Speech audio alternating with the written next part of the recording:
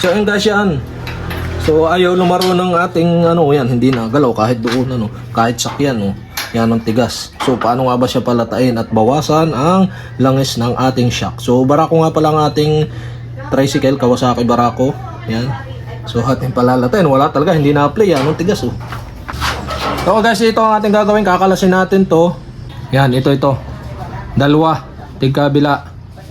Ito. Ang size niya is 17. Yan, 17. So, okay. Sumunod nating luogan.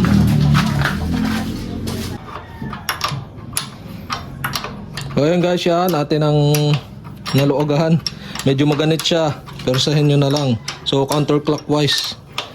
Baka mapapersa kayo ay sa pa-clockwise. Lalong ihigpit yan. Yan. Kita naman yung pa-counterclockwise ang ating pihit.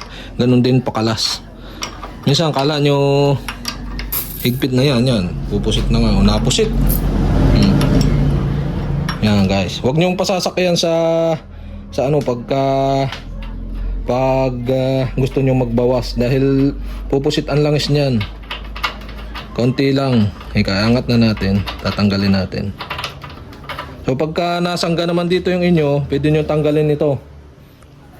Tapos saka niyo baklasin na ganito dahil yung ating mataas ang clearance, merong bangga na dito ay. Yan, ito yung pinakang cover niya. So tatanggalin natin yung kabila.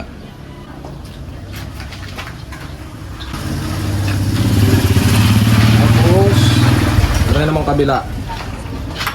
Yan. So kalasin nyo lang. So ayan guys yan, nakalas na rin natin.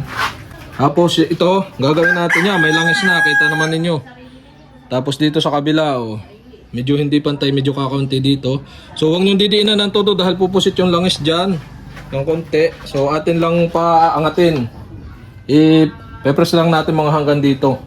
Huwag nyo tutuduhan dahil lalabas yung langis doon sa pinakang butas. Yan. Kita nyo natalsik. Yan, yan. Pepersahin ko.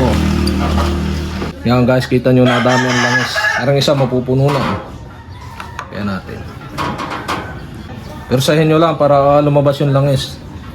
So pagtatanggal naman ng langis, bumili kayo ng ganito pang higop. Yan, ihigopin nyo lang pag ganun oh. Yan, pag lumabas na yung langis. Ano sila ganyan? Yan, ito yung pinakang langis niya, nahigop na natin. Yan. Mga ilang ganito lang bawas natin para lumaro dahil punong-puno siya, di malanalaro kaya sobrang tigas ng ating shock. So atin siyang babawasan. Higupin nyo lang. At paulit-ulit nyo lang gano'n hanggang sa lumata yung pinakang shock natin. So okay guys, yan gamit tayo ng lalagyan. Tapos isalin lang natin yung langis. Yan, pusit lang natin. Tapos higop uli.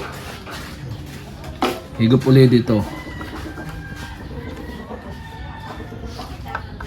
Yan. Tapos salin uli. Yun, ganun lang ng ganun hanggang sa lumata yung shock natin. So guys yan, iangat-angat nyo lang. Tapos persahin mo, kaso pupusit siya. Yan, ay, pumusit na nga. Oh, yan. Dito makita nyo dito yung pinakang angat niya. Iangat nyo lang yan, ganun ang taas. Oh. Kunti pa, mga hanggang dini pa. Yan na natin pumusit. Yan, ay, napusit. Yan. Ba, baka napababa na, ano? Pa. Dini. Kunti pa. Ay, mataas na. Isa na lang. Yan. Ayos na yan. Alam mo na yan. Kabako. Yan guys, kita nyo natalsik. So yan guys yan. Angat natin yung pinakang motor. Yan. Yan. Yun yung idinagdag. Oh. Kita naman ninyo sa guhit. Hanggang dito. So baka pwede na yan. Masyado pag dito masyado. So masyadong malata naman dito, sakto lang yan. Basta nalaro ng konti. Kikisa naman kanina hindi nalaro kahit sakyan mo hindi nababago ngayon yan. Nalaro na oh. Pag sinakyan natin, Pupusit. yan. Oh, nalaro na siya pag ganun. Yan.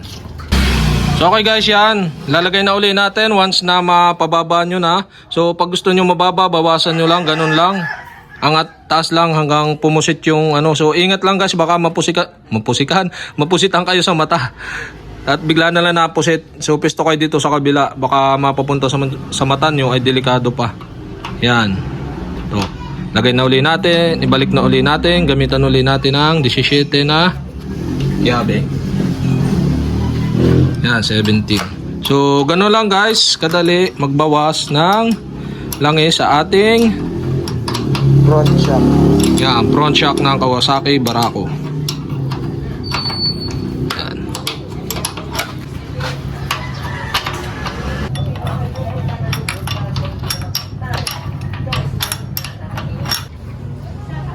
Okay. Yan lang. Guys, ganun lang kadali magbawas ng langis at palatain ang shock natin ng ating Kawasaki Barako. So okay guys, sana nakatuloy itong video na to at kapag hindi ko pa kayo subscriber, mag-subscribe lang kayo sa aking YouTube channel at i-click nyo lang ang subscribe button at ang bell para updated kayo sa mga video tutorial like this. Okay, salamat sa panonood.